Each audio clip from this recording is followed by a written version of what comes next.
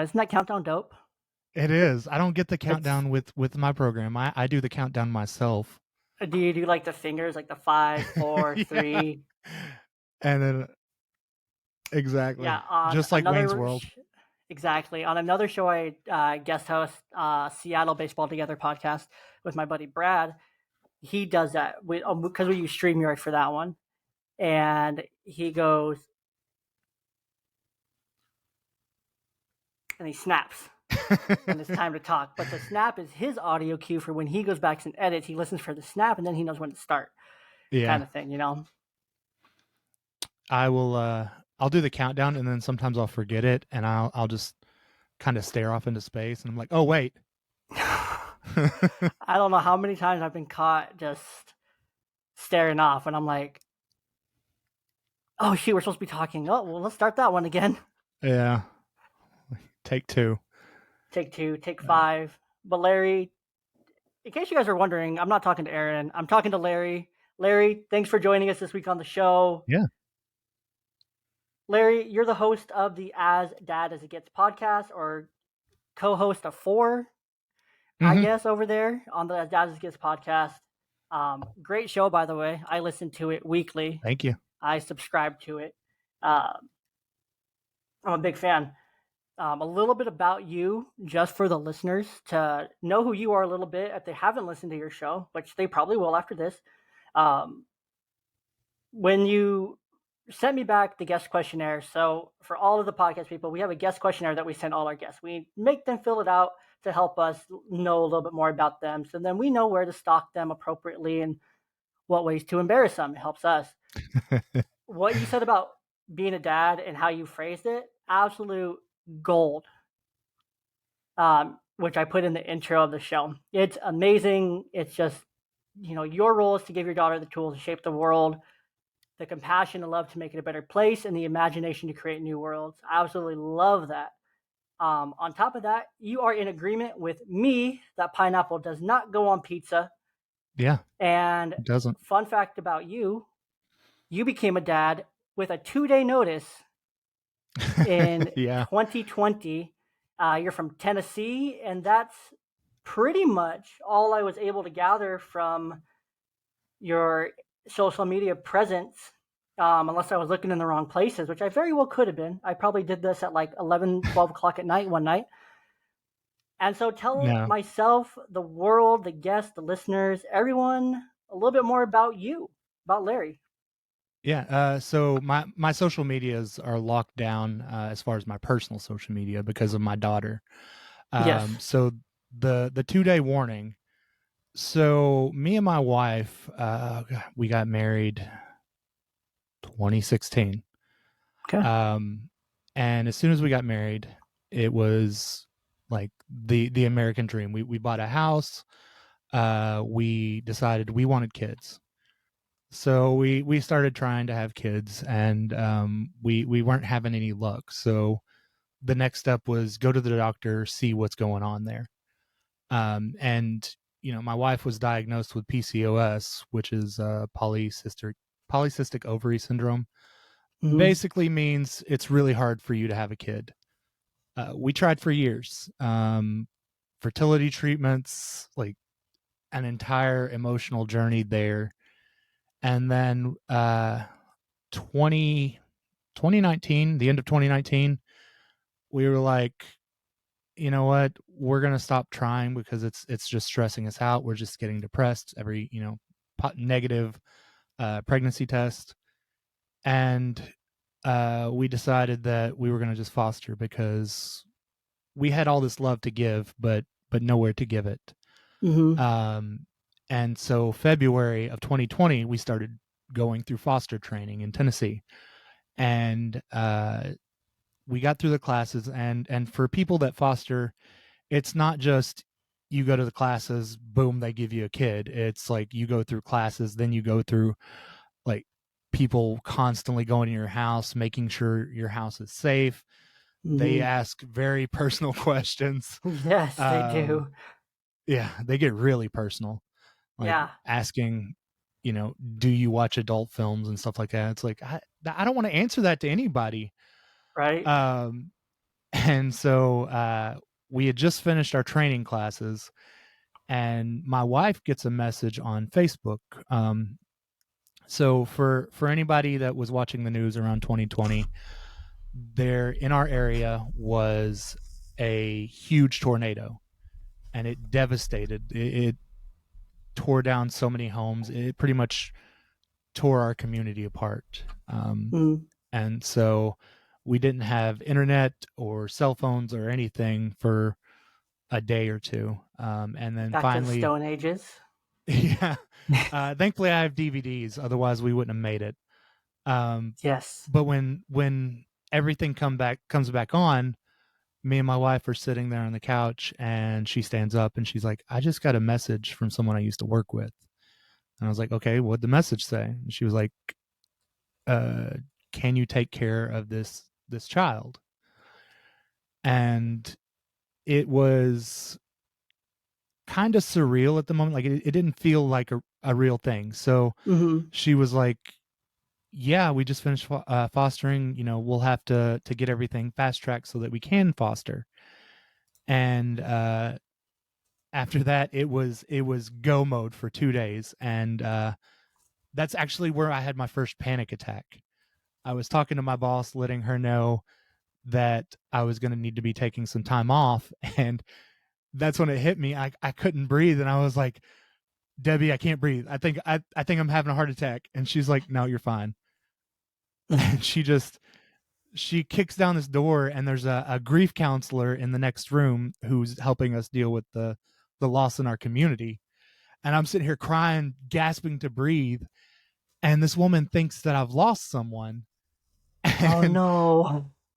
and by the time I was in there for like 20 minutes, and by the time I Yeah. could finally talk, I told her, I was like, I had the opposite problem. So she helped me get ready for that, and then we had 2 days to prepare. And thankfully, my work Oh. family, my family and friends, we got everything we needed for a newborn in 2 days. Oh, and she was a Um, newborn. Like, how old was she? yeah. So she was born the second we brought her home, the 6th. So we went straight to the hospital, and as soon as they would let us, we took her home, and then Whoa. a year later we got to adopt her. Um, Whoa. yeah, it was it was honestly a very, like, fostering is it's amazing if someone can do it, but I will warn people, like, make sure you're ready for it because it is stressful. Oh, Um, 100%. Like I work in mental and behavioral health and I work with a lot of kids and I work with a lot of families that have like aunts who are now taking care of a nephew because a sister effed up yeah, and whatever the situation, grandparents that now have kids or like a foster parent or something. Like my maternal grandfather and step grandma, like they fostered a lot like throughout my life. So there was always like different foster kids like in and out and stuff. Um, and it's not for the faint of heart. Like it's no, like I know a lot of people out there have heard a lot of horror stories. Like in the system's messed up. The system sucks. yeah, And it's even worse now because of just the insane amount of burnout, the insane expectations, the lack of staffing, funding, everything when it comes to like Department of Social Health Services, Department of Child, Youth and Families, no matter where you are, it's caseloads are doubled what they should be max, and it's oh yeah, ridiculous across the boards. Um, and a lot of people go into it for the wrong reasons. They yeah, go into it for like, oh, I have an extra bedroom and I already have kids. I'll just get certified, and then you know I'll make. Unfortunately, some people see it as a cash grab, an opportunity to make some money and a side hustle. yeah. When it's not at all like that, or at least it shouldn't be. Um, so yeah, it's rough. So fostering definitely not for everyone. Can 100% agree with you on that. Yeah, we've taken a break from fostering right now, but we plan on doing it in the future again because it is I mean, it's rewarding to us to be able to help someone, Hmm. and the system is messed up. It's most places, most states have their own foster laws, but a lot of them are not designed to help parents who have made mistakes. And Mm-mm. as a foster parent, they tell you not to judge the parents because you're one drink away from having your kids taken away from you. Like you could be having a rough day, get an extra glass of wine, realize you need to go to the store, and then next thing you know, your kids are in the foster system. Yeah, So true. that's what I try to remember. And then another thing. This is kind of off topic, but on topic. When people find out that you foster and do this stuff, they ask the most insane questions that you shouldn't ask anybody. Ooh, dude, Yeah. you piqued my curiosity. So a lot of Any that you people, want to share, please. they the first question most people ask is like, "Oh, are their parents on drugs?" It's like, first off, that's none of your business. I don't go to your house and be like, "Your parents do drugs?" Um, but then they start asking just random questions, and even as an adoptive parent, they ask some things like, my wife was asked once where my daughter's real mother was. It's like she's right here. Like her biological mom is elsewhere, but her real mother is here. Mm-hmm. Uh, so And a it's lot of just people, they need help with understanding that, the phrasing of questions. I guess they need to think about things.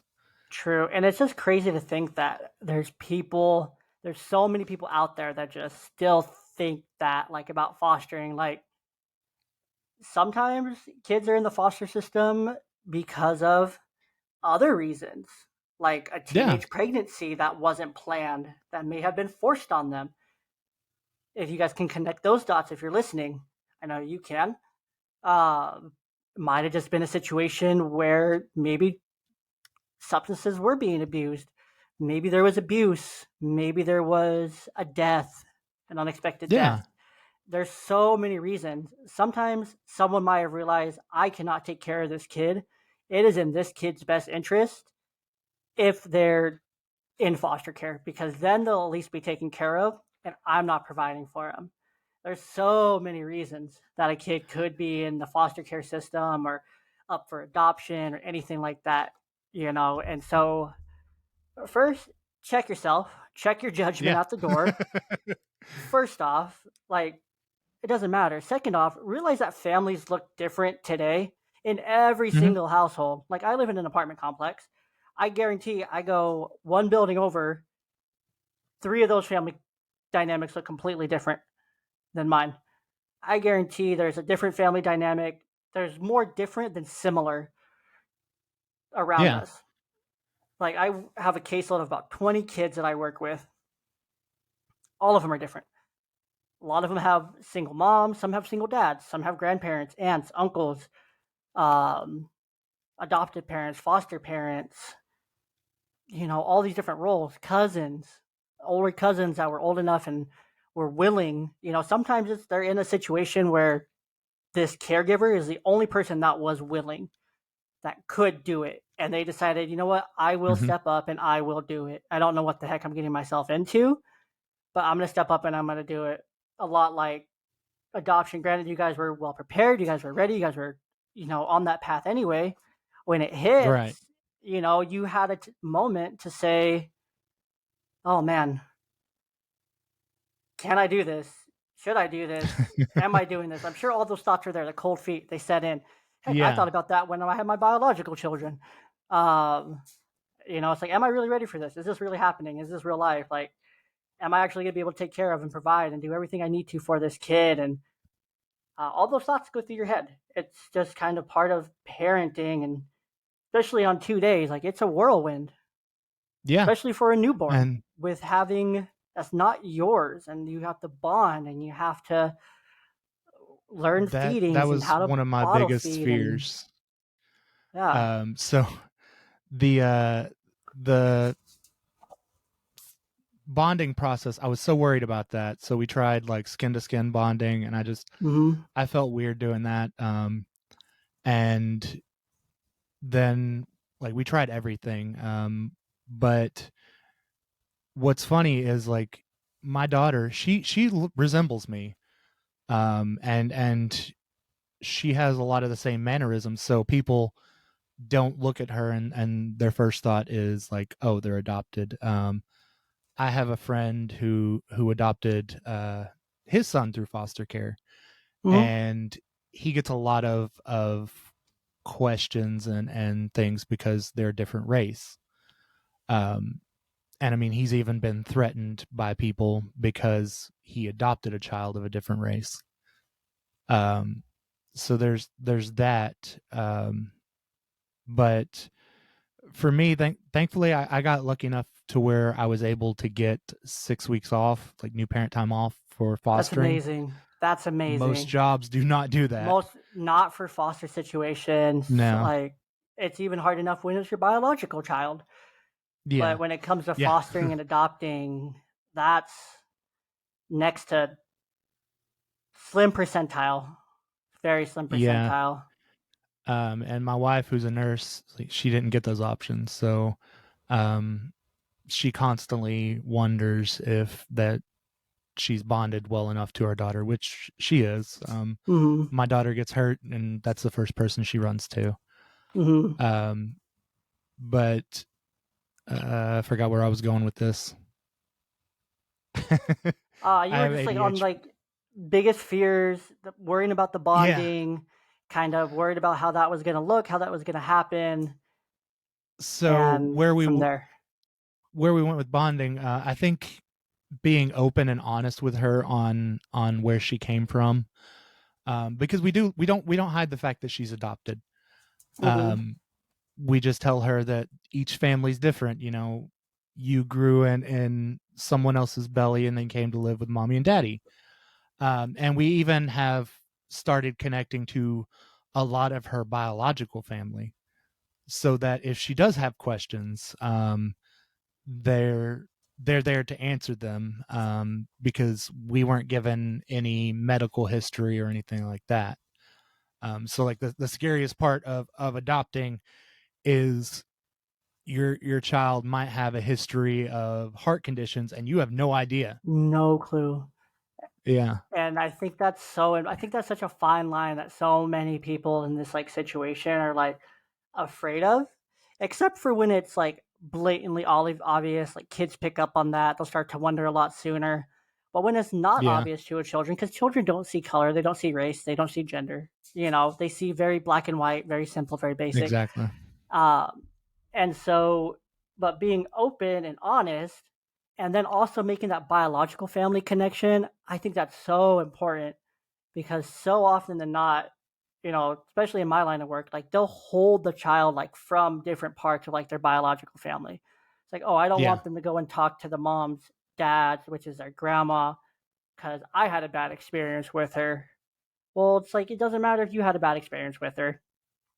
The kid needs to decide for themselves if they're going to have a good relationship or a bad relationship with that person. And I Yeah. think the transparency, especially in adoption, fostering, like that's so important. And you've made that connection to make sure, like, for you guys to know, like, hey, what runs in the family? What should we be aware of?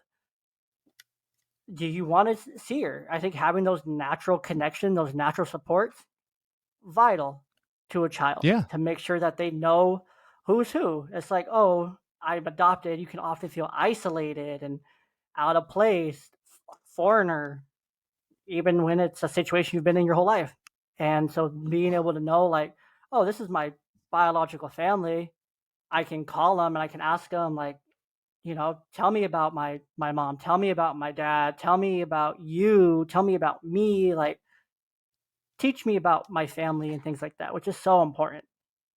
Yeah. And we're not going to stop anybody from loving our daughter because I mean, that's just wrong in my opinion. Mm-hmm.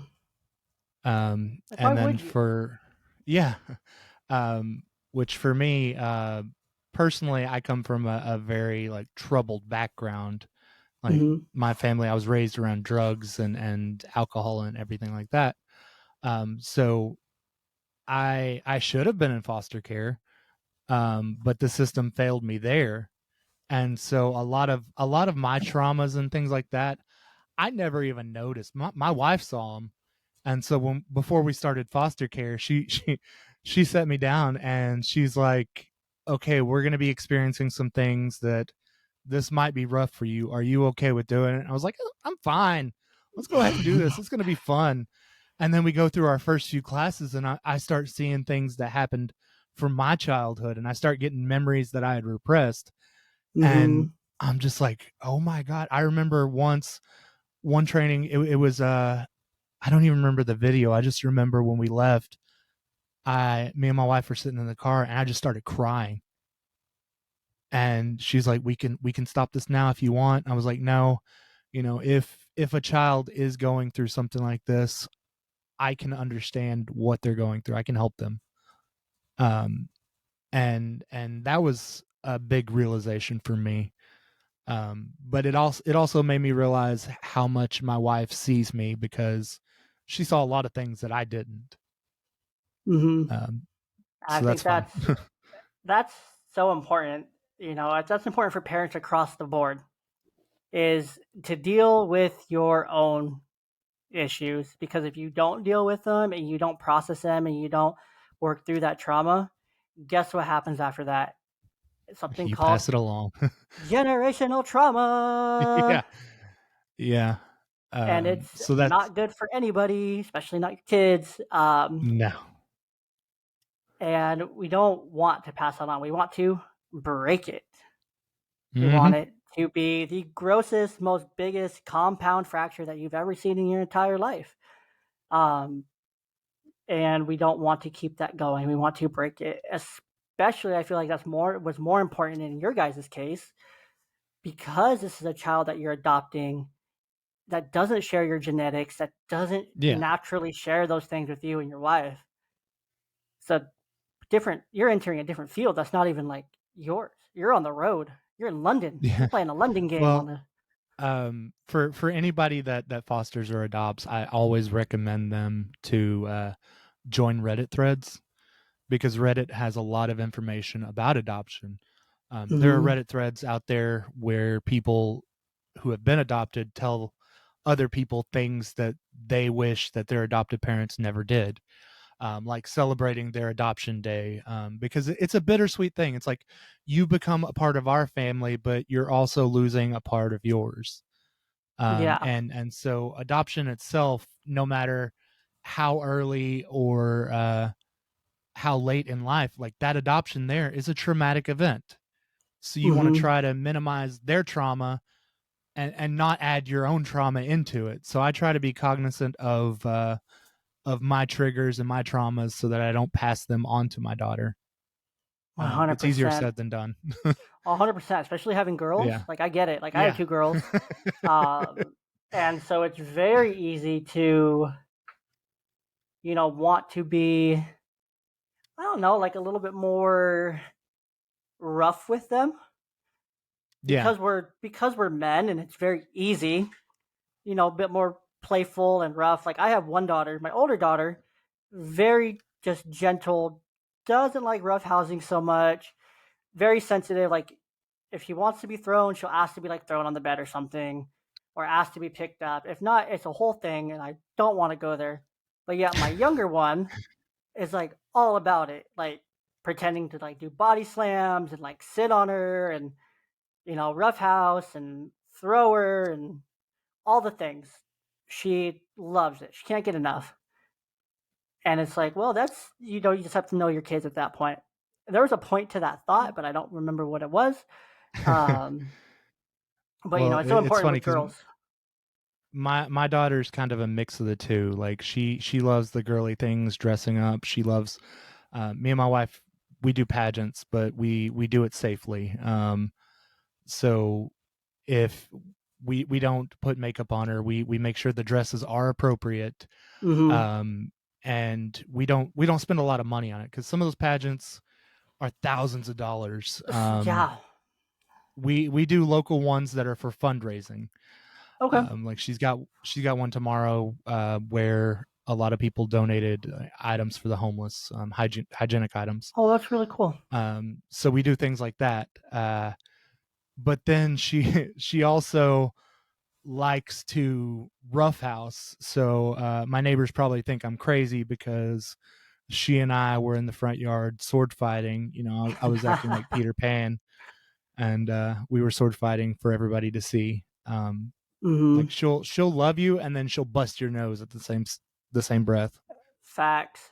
No, and I think that um that in itself is so important for parents and children to do together is to do that ridiculous stuff that your neighbors are going to be like, why did I move here? Why does this guy live next to me? Yeah, Have those moments because those moments are what your kids are going to remember forever. She's always going to remember, even, I if it was 2020, she's 3-ish now. yeah. She just Yeah. turned 3. Okay. My youngest one is 2.5, so right in that ballpark there. But it's Yeah, so important to do those things that are silly, that just make those core memories, because she's always gonna remember. Like I remember when I was really little, my dad and I would sword fight in the front yard, or we would do yeah, this together, or me and mom would do this dumb thing together, and it was so much fun. Like that's what I remember. So that's what she's gonna carry on to if and when she chooses to have her own children, whatever that yeah. might look like for her in the future, you know. And that's so important. Make those silly memories with your kids because if you don't, you're gonna regret it. I try to model my parenting after Bandit from Bluey. Uh, and it's funny. So that's actually where I met my other co-hosts Yes, for my this is a good podcast. story. It's a good story. Was I love this one. was in the Bandit Bluey group for dads. Yes, I Um, I love this. so I'd actually started podcast before this. I like 2018 I made some D&D podcasts. Those fell through, and then I made a podcast with some friends called Three Fat Dudes in a Trench Coat, which was Love it. just random thoughts, and that fell through. So then after that one fell through, I was like, well, I've got all this podcast stuff. I love podcasting, so I want to try and make another podcast. So I went through a bunch of different ideas, and then finally I was like, I want to do a dad podcast. Um, and so I reached out to this dad group, Bandit Bluey for Dads, and I was like, "Hey, I'm planning on starting a podcast. What are some things you guys want to hear?" And I got a bunch of responses of like people wanting topics and stuff like that. And then Mhm. uh, I got a private message from our first host, David. Mhm. He was like, "Hey, can I be on the podcast as a host or a guest?" And I was like, "Do you have any experience?" He's like, "No." I was like, "All right, you're a host." Love it. And then the same breath, like not even maybe 5 days later, Tom messaged me and he was like, "Hey, you looking for a host? Because I would love to be a host." And I was like, "What experience do you have for podcasting?" He's like, "None." I was like, "Perfect." Love it. And so All just we going we in we this. launched it. Yeah, we launched it just us three, and it started doing really good. And then a couple of episodes in, And how long ago did you guys I get launch a it? This is for As Dad as It Gets, right? yes. So this is as Okay. dad as it gets. We launched it February 2nd, I think, Of this year? and yeah, of this year. Oh, okay. So we post it weekly, Yep. and I don't remember how many episodes we had gotten in, and I get a random message from someone that was it was a little weird, and the message just goes, "Hey, is this Larry from the critically acclaimed podcast As Dad as It Gets?" And I was like, "This guy's trying to sell me something." Right. Because I don't know if you get it, but like you get all these like I'm a podcast marketer, and you give me $50 and I'll Oh I'll make my your gosh. podcast explode. Don't get me And then you started. look at their yeah, Don't get me you started. look at their profile and they've got 5 followers, and they're like, I don't know about that. I get those. My But favorite, my favorite as far as those is when you get those comments on anything you post with any amount of hashtags. It's yeah, like DM this person, DM this, DM this, DM this. And it's like, exactly. oh, leave me alone. Stop. I'm like, thank you for commenting and engaging with my stuff because that helps. But at the same time, like, I leave comment me back. alone. I try to troll them. My favorite thing is trolling scammers. Oh, I gotta start But doing that. it actually wasn't a scam. So John was one of the admins for the Bluey group, and he Okay. was like, "Would you want some guests on here? I've got a bunch of the admins for from the Bluey group who would love to be on the podcast." And I was like, "Yeah, this could be great." And I've always wanted to see the back end of a large group because at the time they had 50,000 group members. So I was like, Mm-hmm. I'm curious about this. So we launched the episode Council of Bandits, and they talked about everything. And then like I've started building good relationships with all the admins of that group. Mm-hmm. Um, and so I've had each of them, a lot of them on for different episodes. And John was on for our episode. I think it was Screen Time, where we talked about screen usage and everything like that. Mm-hmm. And after that, he kept engaging with us, and I was like, you know what? He's fantastic. He's honestly one of the nicest guys you'll ever meet. Mm-hmm. So if if you're looking for guests, I've got three other guys who are great that are I'll hit you up um after this. yeah. But John, we asked him to join, and Mm-hmm. ever since then our podcast is on. It's surreal how well it's doing compared to my other podcasts. Mm-hmm. Because we've got like so many people responding, engaging, all these dads that are like, hey, you guys are like the parents I never had. I love that. um and so it's becoming exactly what I wanted this podcast to be. I love I wanted that. it to be just a network of dads hanging out and helping Mm-hmm. each other, providing resources. Um, we've we've gotten people like Michael Vaughn, who on TikTok is World Shaker. Mm-hmm. Honestly, one of the most engaging conversations I've ever had. We've had I'm bad with names. Um, it was the D3 Film Festival, which was a dad film festival Oh, that the Dadding happens Film every year. Festival. Yeah. Yeah, wasn't that Um, recent for you guys, or was that someone else I that looked? was that was last month for I us. was about to say he was just Um, on. Who else? He was just on. I listened to it like yesterday or today. He was just on someone else's show, and I'm like, oh, I know who this is. I've heard this person talk yeah, before. Great, great but dude. Really nice guy. yeah, if you can get him on, he's fantastic. He has a lot of dad knowledge to share.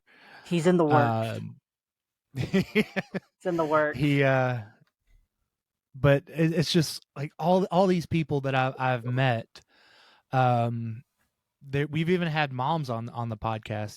It's called As Dad as It Gets, but that's just because a bunch of dads are talking. But I mean, Mm-hmm. we had a single mother, talk about her experiences with playing both mother and father. Mm-hmm. And we had a YouTube channel, Learning with Fairies, which Jess is That one was really good. I really enjoyed that one she more than I thought I would. her YouTube channel. Like it's funny because I added her on Facebook as a friend, and Uh so I'm huh. seeing her in this perspective, but then you go on YouTube and she's dressed up like a fairy, like dancing around And doesn't she and shoot kind of most of just her stuff like just from like her iPhone and like then edit it and like yeah. it's all just like very basic and then she just She adds in all the effects and everything and Yeah, she's so talented with that. She's yeah. self-taught on everything. Yeah. She shoots it herself, and then it's funny because she's kind of comparable to Miss Rachel, Mhm. but she she said that she was looking at her backgrounds and stuff, and her daughter watches Miss Rachel, and she's like, I know that background. That's the same background I use. Mhm. So hopefully her channel launches or hits, skyrockets because she deserves it. Yeah, her stuff is really Um, good. She's a really fun listen. That episode's really good. yeah, Uh, and a lot of the same here. Like, as far as podcasting, like I've talked to just some awesome, awesome people, and just learn like about them in different ways. Like Eric the Peanut Guy, he doesn't have kids, but he was super close to his dad growing yeah, up, and he's probably the A list of like minor league baseball like on field personalities. Like he's incredible at what he does. He's so good. He's so fun. He's so nice. He's so wholesome. I can't talk enough good things about Eric the Peanut Guy. But it's like I got to know him in like this really different, like really personal way that like I probably would have yeah, never known him just like interacting with him at the ballpark at like baseball games and stuff. To the point where it's like we will sit and watch like baseball games together, like at the stadium and like talk and chat and catch up and all these things. And it's just like a whole new level. Is so different and it's so much fun. And like we've had comedians like Don Brody, who's also a mom, and we've talked to dads who didn't start their dad journey until they were in their 40s or later in life, and late life divorce, like later in life divorces, like in their 40s, and yeah. um, just guests from Australia, um, Kyle Carnahan from Superhuman Fathers, the Modern Husband podcast, just all these really cool people. The Art of Fatherhood with Art Eddie, dude is He phenomenal. was he was fantastic. I just listened to that episode. He's Um, he's probably, I have him rated. I haven't shared this yet. I was thinking about sharing this over on Threads, like my top 10 like dad casts. yeah. Don't worry, you're in the top 10. I knew you were worried about that. I could Honestly, tell. I wouldn't be offended if I wasn't, because if you look at how disorganized we are, it's really just a bunch of dads like coming on and talking about the stuff that we're learning as we go. I think that's like Um, one of my favorite parts about it though. Honestly, is that it's so yeah. like it's just raw. It's just like fun, it's quirky, it's unique. It gives it its own vibe. You guys talk about everything and anything that you want. And that's the point of having a Oh podcast yeah. is for us to be able to talk about anything and anything we want whenever we want because we can. It's our platform. Right. We're not. It's We're not. If you don't like it, then you don't have to listen to that episode. yeah. We If it's we not would for you, prefer you did just for the downloads, but yeah, just turn it on and walk away. turn it on, walk away, or But just like fast forward through it, listen to it for like 30 seconds, fast forward again. Because there might be a part that you yeah, don't like. There's also going to be parts that you probably really do like. Uh, but it's like you look at all these other dad podcasts like your podcast, and then Dad's Getting Coffee is a really good one. I listen to I them. like them. But you listen to them and you're like, man, they really got their stuff together. Uh, Hmm. Probably not as much as I think, but I want to and say it's like a funny lot of us are in the when you same boat. originally, yeah, we're just kind of treading the water until Spotify buys us out for $1 million like Joe Rogan. That's what I'm waiting Uh, for. I'm waiting for it. I realize like I'll probably never make money podcasting, but as long as at least one person gets something good from what I Abs- do, then it's worth it. yes, Um, yes, yes, yes. but so before you had reached out to me, I think you reached out to me first. Pretty sure I Uh, did. I'm I pretty sure had saw y'all the name of started the pod. following us right when we started. Like right when we launched I Instagram, think I think you so. were part of our first, like probably like our first 50 followers, and I had messaged you just saying like, "Hey, thanks for the follow," because I did that with like our first like 100, maybe like first 50 to 100 people that followed. Yeah, and I had like I try to follow as many dad groups as I can or dad creators so that I can Mm-hmm. share their stuff because they tend to have a lot of the same viewpoints as me. Mm-hmm. Um, and then when you had reached out and I was like, oh man, I can never be on this podcast because I'm old, and I didn't realize that that young wasn't the age of the dads. Like when I saw a young Mm-hmm. dad podcast, I was like, I'm 35. I can't do this. Oh, you're super young. Get out of here. Get I out. don't feel it most days. Get Like I out. did I did retail for 11 years. Oh, yeah, And that'll so do it. that yeah, wears and tears on your That body. also saves your spot in heaven, by the way. Well, it's like now I do work at a call center, Hmm. um, which has pushed me up on the list in heaven. So I'm like right Yeah, at the you're top like, there. yeah, you're going straight. But something I didn't realize before I became a dad was how much I was actually ignoring myself. And then I'm handed this 4 pound baby, and my first thought is, oh my god, I've got to start taking care of myself. So I've started making doctor's appointments. Like went to the dentist the first time in like 10 years. And I try to exercise. Doesn't work out too much.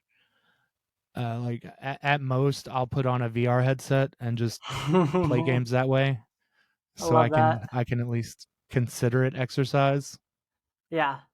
No, and I think that's one of the crazy parts about being a dad. Like while I was married, I'm divorced, but while I was married, I definitely got to the point where when my divorce happened in 2020, in 2021, I don't know why I was going to sound it out like that. In 2021, like I was the heaviest I'd ever been in my entire life. I was about 235 to 240.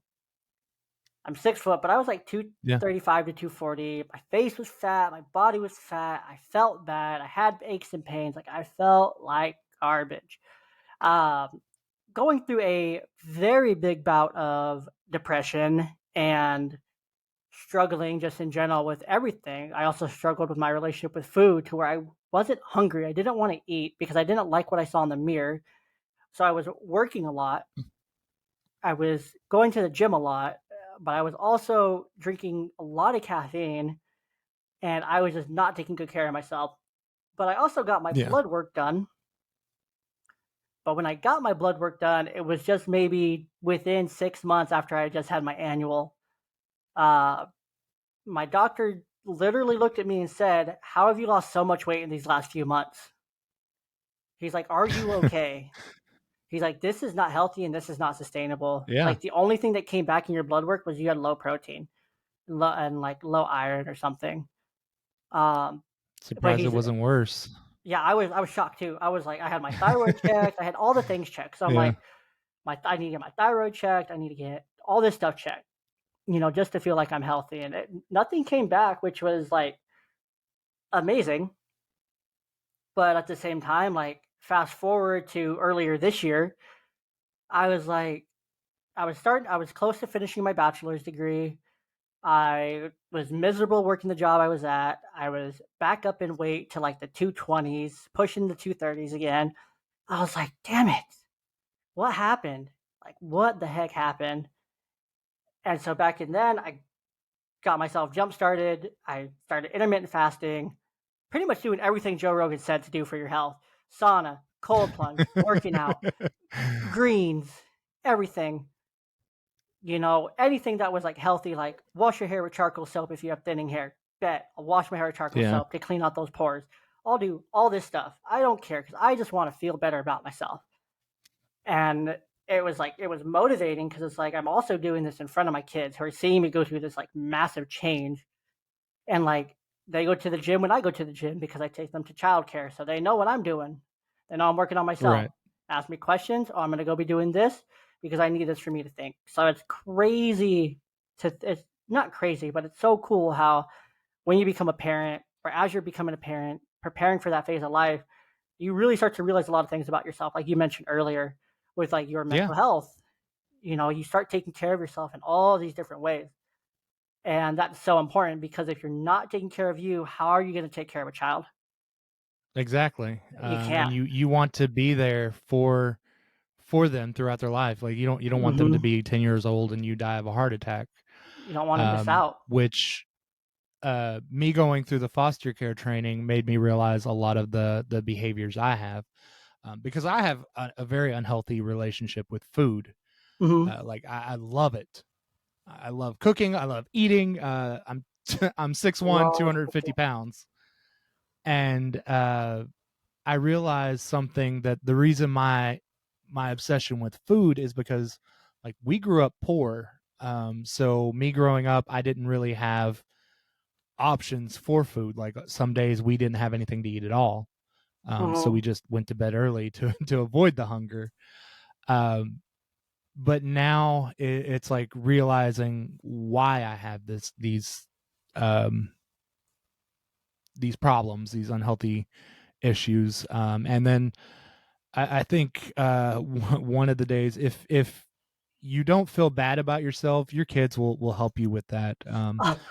I, I was sitting on the couch with my Oh daughter, and my, we were watching TV or something, and she's cuddled up to me, and she just looks at me and then flops my chest, and she's like, "Daddy, you boobies big." And I was like, "Thanks. That's bro, exactly what I wanted to hear." bro, I feel that because like my old daughter keeps saying, "Daddy, you have a big belly," and I'm like, I Yeah. don't, I really don't. Like I'm not like super skinny, but it's like, why are you commenting about my belly, kid? Leave me alone. I Yeah. don't comment about your belly, It's like, yeah, well, you still pee your pants. right? They're about to start Um, roasting you back. yeah. I don't care. I'm not Which above it. I'm not either. Like, I'm not you above see it. all these amazing parents, and they're like, well, we can just use this as a teachable moment. I'm like, yeah, I'm about to. It's like that scene in 8 Mile, and I'm Eminem. This kid's about to learn. He's about to learn. She's Uh, about to learn today, yeah. which is Um, so true because yeah, it is a teaching opportunity, teaching how to get your butt roasted. What goes around comes around, kid. accepting accepting defeat. Accepting Um, defeat. I love doing that with my daughters. it's it's fun, It's so and I fun. mean, Wait until it's like your you. daughter gets into card games and like playing like board games stuff, like really into it, where she like Uh, that's like what she wants to do like all the time. My older one yeah, loves to play Uno, and I will take her to the freaking cleaners. Plus four, plus four, plus two, skip, reverse, all of it. We're playing 3 rounds. Guess what? Just beat you 3 rounds, 3 for 3, clean sweep. Go to bed, kid. exactly. And family means nothing in Uno or Mario Karts. Nope. That's like, I play Mario Karts with my wife, and she threatens divorce all the time because of it. Mm-hmm. Yeah. But like, one thing that I did learn as a teachable moment with parents is, one thing when you become a parent, you really redefine your relationships with your existing friends. So I had a best friend that I started my new job in 2017, and pretty much right away we became best friends, and we were inseparable. Like, we spent every single day together. He was part of my podcast for the Three Fat Dudes. And they saw our infertility struggle, and went, you know when they told us that they weren't trying for kids, they weren't doing anything. um so when anybody that goes through infertility, those pregnancy announcements that people give, they hurt. Like, you're happy for your friends, but inside you're dying inside, pretty much, because you want so bad to have kids. And so when they announced their pregnancy announcement, because they had been hiding the fact that they were trying for kids, because they were worried about upsetting us, Mm-hmm. me and my wife didn't take it good, and that started a rift between us. Yeah. So, like, our friendship was rocky. We were still pretty good friends, but we could have been better. And then we had our daughter, and they kind of thought that that was going to fix everything. So, they started giving us parenting advice, which is fun. Um, and so that put a little bit of strain on our relationship. Well, Mm-hmm. I realized that because they had all boys and we were the only friends with girls, a lot of my friend groups weren't including us in their activities because I have a girl. And they were like, "Oh no, it's stuff that girl wouldn't do." Um, Says who? so I yeah, I messaged him. I was like, "Hey man, this is hurting my feelings. We need to do something. Like, let's go to the park with our kids." And he he made it a point to, instead of validating my feelings, he was like, "Well, you don't invite me to do stuff with your daughter." It's like the Oh only my thing gosh. my daughter does is like go to pageants, and I'm not going to invite any kid there because I hate being there. Right? Like, I'm not gonna do that And to you, so, bro, because I care about you. yeah. And so he kind of turned it around on us, and that was Oh, kind of like the end of our friendship. oh, Um, so it's the kids, they test your marriage, but they also test other relationships. they absolutely And do. I have no like, if he doesn't want to include my daughter in their activities, that's fine. Like, it's it's up to them. Um, but don't get mad when I don't invite you to a birthday party. So 100%. that's yeah. I and it's funny, for As Dad as It Gets podcast, we're all in different states. Like, I'm in Tennessee, Tom's in Georgia, David's in Michigan, and John's in Indiana, I think. At least you guys are all kind of Indiana close or to the same Illinois. time zone. Yeah, a little bit. A little bit. But these guys, we've never met in person. Mhm. Never ever. We've got a Facebook message group that we talk in constantly, Mhm. but something happened, and I get these personal messages from like David, and he's like, "Hey man, if you need, I will drive down from Michigan to Tennessee to help you with this." So with friends, really, it's not about the quality or quantity, it's about the quantity. And 100%. I've found it with these four groups of dudes. Yeah, no, So that's fantastic. that's so important, just especially for men out there. When Yeah. we had, so we talked to Brock Lush from Home Dad Chat podcast. He's a stay-at-home Hmm. dad. He helps facilitate Home Dad Con. We were talking about dad's groups and Dad's Move, and Dad's Moves is a great organization. They're phenomenal, very well connected with them um, in a multitude of ways. But great organization, but it is so important for men and dads especially to have a support system. Women, it comes Yeah. very naturally. It comes very naturally for women because that's just how women are. Women support women, female Hmm. empowerment, rah rah rah. Nothing against that. Love that for them.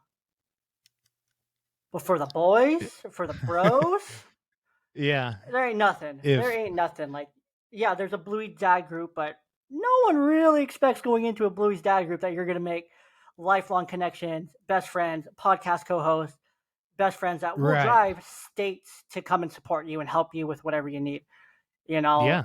And I've been so lucky. Like, I don't have a lot of friends. A lot of that's by choice because a lot of it's hard to have Yeah. friends, be a single parent, be a single male, and make friends with dudes who have girlfriends because all dudes have like this when they're just dating or in a relationship with someone, they're like, oh, I don't want to bring other dudes around because like I don't want you stealing my girl, or I'm insecure about my relationship, basically, is what they're saying. Yeah. Or it's like it's hard to make friends that are women because don't they think that there's a there's an ulterior motive to it, or like they are in a relationship with someone so they don't want to make any friends that are male because they're also insecure about their relationship and worried about the other person and how they're going to react to stuff. Like, I get it. Respect is one thing and having boundaries is one thing. But I'm not asking you to come over to my place alone on a Thursday night for dinner or anything and have drinks, movies, and dinner or something with me. Like, I'm just trying to have a conversation with you. Yeah. And so I've been very lucky with some of the friends I do have to where one set of friends, like, they're an aunt, uncle to my kids because we're that close. Right. Whenever they're like, hey, we're having a barbecue, are you and the kids coming over? Or it's Yeah. just you gonna come over? Like, are you bringing them? Do you want to bring them? Like, they're included. They're always including the kids in the plans. Um, that's something that's really hard, especially like being a dude. Like, I'm an extrovert. Like, I make a lot of social connections very easily, And it's like, oh, I want to do things, but I can't really do that because I have my kids, and that doesn't sound like it's going to be fun for them. So I'm out. And then that invitation kind of just stops, um, Yeah. which is rough. But I'm very lucky with some of the friends I do have close by. Like they are true friends. Like they are close. So that's so important to have, like, have your group, have your connections, have your people, have your tribe, if you will. Um, just make sure you have that. Make those social connections. Go to dad group, join dad groups, post to just, hey, I want to have a conversation and make some new friends. You'll get responses. There's tons of Yeah. dad groups on Facebook. I'm a part of like 5 of them. I love it. It's great content. I love when people post like, think about starting a podcast, need ideas, copy paste. Um, these are my ideas now. Yeah. Um, These are mine. they're taking all these. But Go ahead. it's funny because so I was sitting next to my wife, and she's like, "What are you doing?" And I was like, "Oh, I'm talking to the host of I think it was Dad's Getting Coffee." Um, and she's like, "What are you talking about?" And I was like, "Oh, well, we're talking about like show ideas and stuff like that, topics we want to talk about." Mm-hmm. And she's like, "Do you want to, as a content creator, do you want to give them that?" And I was like, "I mean, as a dad, I want to give them that. I would love, like, we can host topics on the same things and get two very different things out of the topic, Very different. based on experiences." Yeah. Mm-hmm. um but as far as dad groups, you do have to be careful with a lot of them, because a lot are very they have the toxic They're masculinity. so toxic. Oh my Yeah. goodness. Don't even get me started because they um are horrendous. And so many people, it's like, oh, I just came out as, it was Pride Month in June, very obviously, and it's like, discovered this last year that I'm bi. And then just yeah. getting dragged in the freaking comment section. And so, you know what? Oh yeah. I'm gonna go keyboard warrior this up and tell you off because you are being awful. Like, just be happy and be supportive. Like, good for you, dude. Way to be you. Way to accept that part of you. Way to own your whole self and love your whole self as a person. Like, yes, I'm Christian. I get it. Christians have their own views on these things, but like, I am going to love you the person. I'm going to love you as an individual, and I'm going to celebrate you because you're loving your whole self, because Yeah, that's you're what's you're important. working on you're working on being happy. And if anybody wants to make David mad, our other host, he is one of the biggest advocates for the LGBTQ community. David's amazing. He I love listening to Yeah, him talk about it. he will get, I have seen him get so mad to the point to where I'm like, I have to message him in private and like, "Hey man, I understand, but Simmer you down. have got, like, you're about to have an aneurysm because you're so mad. I'm worried Ah, about you." but But it's like, we did that's how fired up you get. You guys did a whole episode, didn't yeah, you? we did 3 You episodes did three. based Okay. on, so we did an episode where we interviewed a homosexual man, and he talked about his surrogacy and everything like that. And then we interviewed someone who was in a polyamorous relationship. I think, is it polyamorous or polygamy? He Very they different. had a Very, very different. it's one of the two. So I'm bad with let me just ask, polyamory is when you kind of have a home base partner, but then you also have other relationships outside of that home base. Like, you have one main home base that's like your thing, and then you also find love and have other relationships outside of the primary relationship that you're in. So you find loves in multiple ways with multiple people, whether that's bringing them in and all being one big happy couple or having your own separate yeah, relationships. It looks a little bit different. Polygamy is illegal in the is where United you States, but that's where you have yeah, that's it. multiple So wives, and that's what the they weren't married. Like, he has a wife. I think they're married, but his wife has a boyfriend, so they're polyamorous. polyamorous. Yeah, that'd They're be not married. polyamory. They don't want to get married, but they do live in the same house. Yeah, And kind just of hearing him talk the home about, base thing. yeah, yeah. So they talked about that, and it was really interesting. And then we talked to someone who was identified as pansexual. And that was really poetic, hearing how he explained, Like he doesn't fall in love with the person, he doesn't fall in love with the gender, he falls in love with the person. Mm-hmm. Um, so like me being in Tennessee, a lot of that is not openly talked about here. Nope. Um, like I mean, it's even doing something against like what people say as Christian values. Like I'm a big Dungeons and Dragons nerd. Oh yeah, And that's a big one. yeah, the satanic panic is still very real here. Oh yeah, So well you're Bible Belt. yeah, my mom at the she was battling cancer, which she passed away in 2020. But she was getting chemotherapy.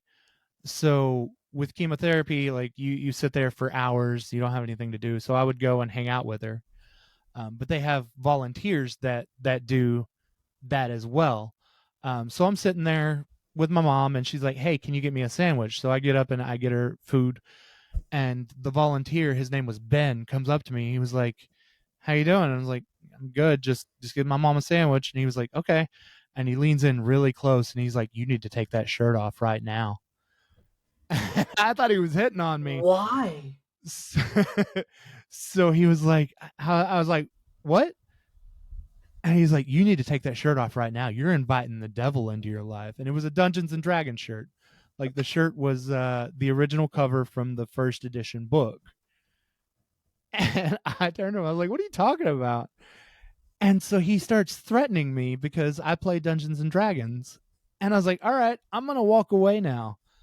And he follows me to where the room where my mom's getting her chemotherapy. And No, my he mom was the doesn't. most patient. My mom was the most patient, gentle woman ever.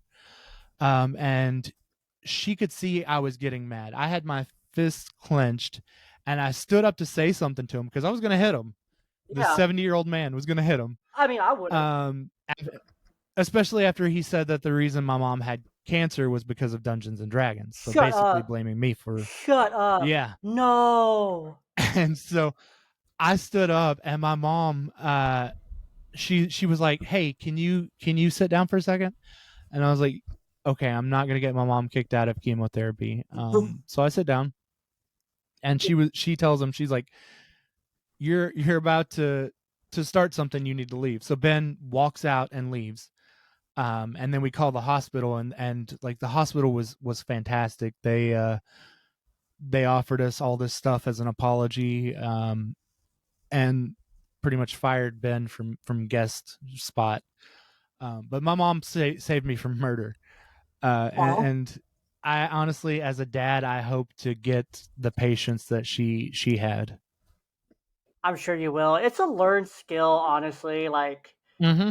patience truly is a virtue in so many senses of the word. Like it's so like we all have our moments, especially as dads, where we lose it. Yeah. We lose it because we're men. It's just biological to an extent. Um, to get a little angrier a little quicker and to kind of not have that same emotional processing and emotional regulation that women do. Yeah. Um, but your mom being able to recognize that just goes to show just how amazing like moms truly are and how important they are in our Oh kids' yeah. lives, to make sure that like a good mother figure, like being able to say, "Oh, I see you're getting mad. I need to step in, even though I'm going through hell right now. I'm going through chemotherapy. I'm still going to step up and be there for you."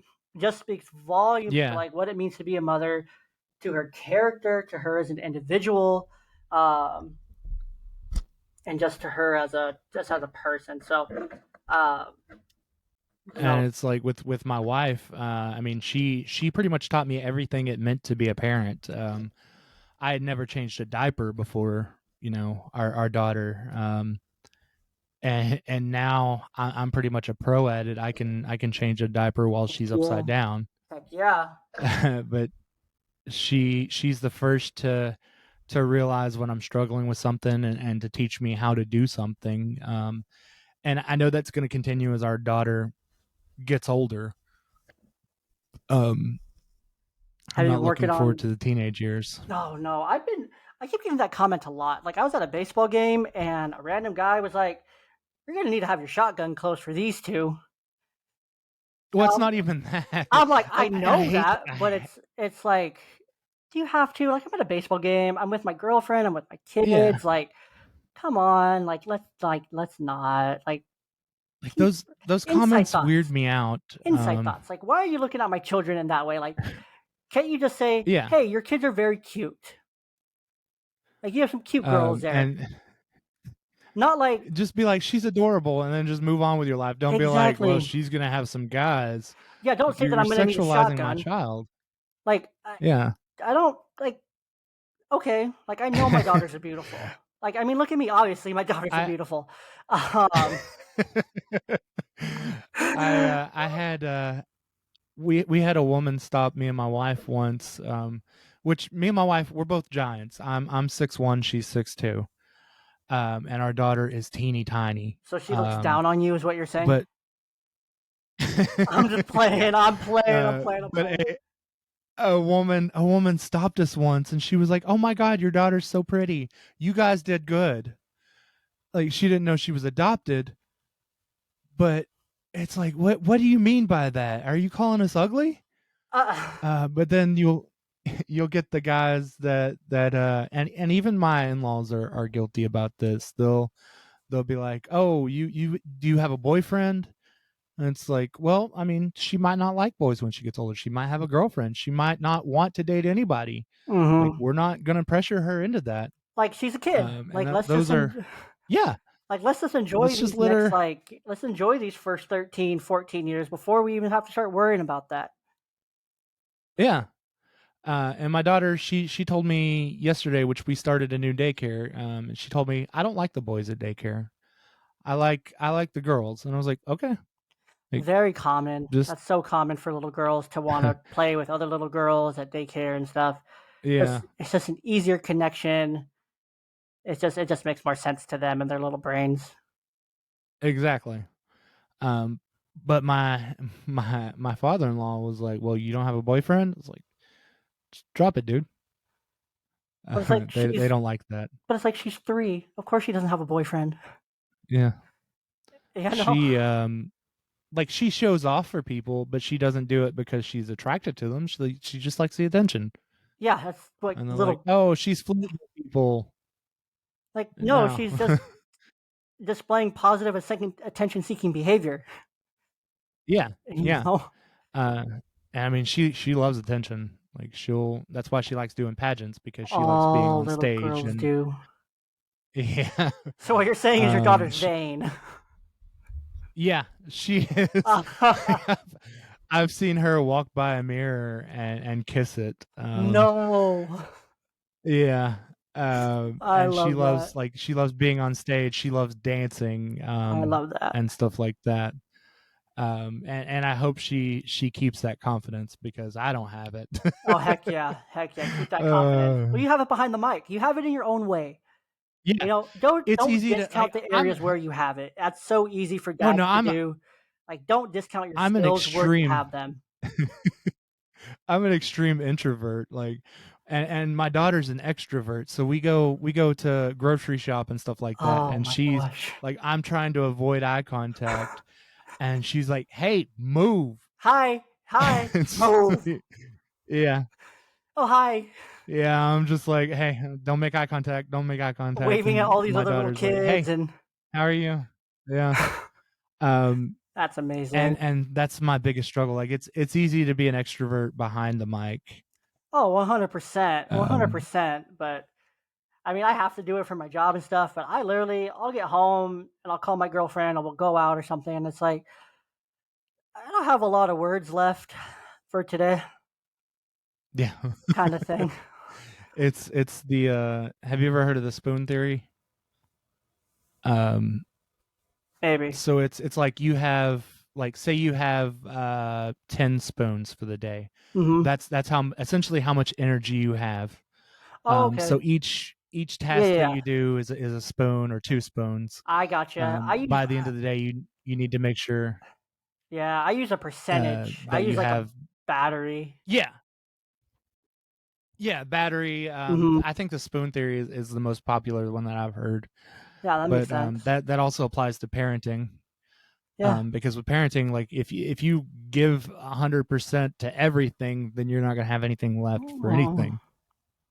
You got to manage how much energy you put into anything. You got to manage how much you take out of Yeah, certain things, how much you put in. Um, you know, does you really have to question? That's another thing about being a parent. When you become a parent, you really assess all the different parts of your life, and it's like, am I putting too much energy into this area when I should now? I have to put into this area. So it's like, where can I take from that doesn't really need what I'm giving it, and where can I put it? Like podcasting needs yeah, 15-20%. My partner needs 60%. My child needs 30%. I need 10%. But my 10% now needs to go between my hobbies, my interests, taking care of myself. Like my yeah, percent shrunk, but now within that 10%, I have to maximize that 10% because these other people, and I'm on the fence that you should always give your partner more than you give your kids because your partner's going to be there after your kids are gone. yeah. Ideally, you're still going to be with the same And partner. if you look at my in-laws, like they've been parents for my wife moved out at 8 or 19, Mhm. um, and so for 19 years they had someone else to talk about, someone else to talk to, and now that she's moved out, like I'll ask them, it's like, what do you guys do? And most of the time it's like, well, we sit on Facebook, we'll watch a movie. That's about it. I was like, you guys don't talk or anything? Which is really We've hard been to together. hear Like, because like that's a whole yeah, new I mean, opportunity to get to know your spouse again. You get to know your partner again because you've only seen them for yeah, the last 18, 19 years as a parent in this role with limited personal connection. Granted, I really think it's important that at the end of every day with your partner to sit down and have 10-15 minutes of just you guys time. Sit down, talk, chat, catch up, no phones, nothing. Just sit down and just talk about nothing. yeah, Just laugh, just talk. It's vital to a key in a success in a relationship. But another reason why I say you should always give your partner more than you give your kids, which I know is a hot take, especially with dads. But who's supporting you? Is your kid supporting you through all this? Are they there for you emotionally, mentally, spiritually, emotionally, physically in other ways? No, they're no, not. Who's there for you and no. who's gonna be there for you? Who needs that attention more? Yeah, Because not only are you filling your cup, you also have to pour into their cup and support them. And you also have to help them yeah, in their ways. You have to love them because they're giving all this love to your child. You're giving all your love to a child, but you also have to love each other and fill each other back up to make sure that you can keep pouring into your child. Um, Super important. It's vital to do those things. I feel so. which I mean, me and my wife, we'll play video games together. I love that. We'll try to find like TV shows or something. Which my wife's not really a gamer, so it's typically like Lego games, Hmm. Mario Karts, or we'll talk about like some video games that she's into, like Disney Dreamlight Valley. Lost my Xbox because of that. But again, you But have to then, have something. yeah, like we'll find grounds to, because we're two very different people. Um, and so that we'll find grounds to common grounds to find a reason to talk to each other or something like that. Hmm. Um, and we try to do it like every day after my daughter's gone to bed. Best We'll time. sit in bed and we'll talk about our day. We bond over TikToks. Yes. I've currently sent my wife about 400 TikToks, and she's refusing to open them because they just keep building. Well, then she needs to It's open like, them so okay, they stop well, building. let's sit. No, I like every time I go to poop, I send about 20. That makes sense. Yeah, Um, sounds about right. and Every time I that's use the bathroom or I have like a down minute at work, I'm like on Instagram and I'm sending my girlfriend like random reels or random posts. And I'm a hopeless romantic. So all yeah, mine are like the and lovey now dovey posts and it's like thinking about you. And we've been together, me and my wife. It'll be 10 years at the end of July, but we've been married that's amazing. for This is our 7th year of marriage, That's incredible. I think 6 or 7. That's Yeah, incredible. so we find lovey-dovey ways in different ways, like Yeah. our love languages have Hmm. evolved, And they really and do. They really do. yeah, and you look back at, like, 10 years ago when we were just kids, um, like, they're they're completely different from us now, Hmm. and so we'll sit in bed and we'll just watch TikToks together and laugh over that, Hmm. or we have a bunch of inside jokes, like, and a lot of our inside jokes don't even make sense anymore. I know that one inside joke that we have, no idea where it came from, but for the past 10 years, we call burritos boditos. Love No it. idea why we do that. Love it. Love it. But at the same Yeah. time, like you gotta have those things. Like, yes, love languages change. And I just learned this firsthand, like probably last week. My girlfriend and I we did the love languages quiz because it's like, okay, this is what mine Hmm. is what yours is. It's like, but let's just do it just to be sure to kind of see where we're at. Mine, not at all. She was like, "That's yours, really?" I'm like, "Yeah, that's mine." Um, I guess that's what it means. Um, so, and it's Yeah. interesting to They, see kind of how you change over time and as an individual. But Larry, it's been incredible talking to you. yeah. What is your parting thoughts, advice for parents, foster parents, adoption, whatever advice you want to leave? What's your one piece of advice? That's a lot of pressure because I know so it wasn't a question on the my questionnaire.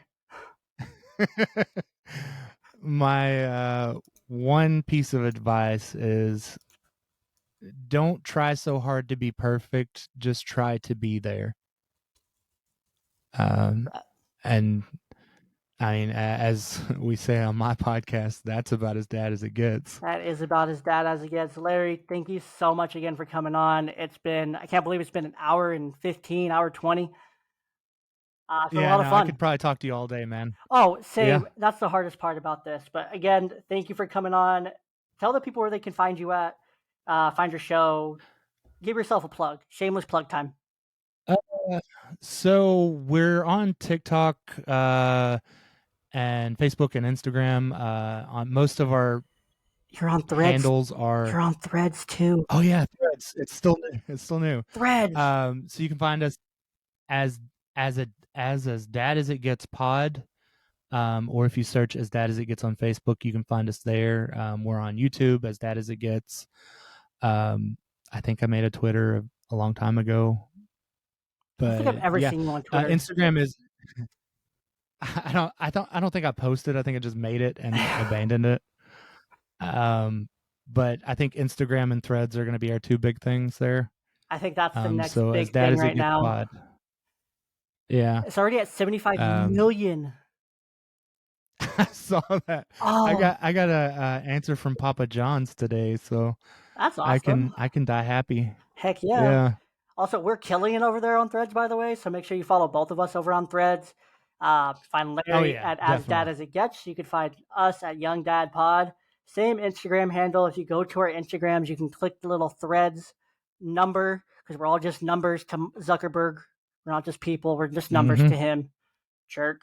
Um, but it's a fun platform. If you haven't checked out Threads yet, Zuckerberg It sponsor is. us. We just plugged the crap out of Threads for you. You're welcome.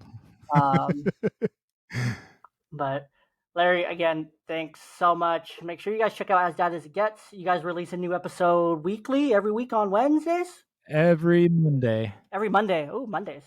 That's Yeah. a great day for Yeah. podcast because you need it to start your week and you need it to get recover from your weekend. Um, Yeah. Love it. And then, of course, you can find us on your favorite podcasting platform, the Young Dad Podcast, every Wednesday and occasionally bonus episodes on Fridays as well. Larry, thanks again for coming on. It's been fun, it's been real, and it has been real fun. That's fantastic.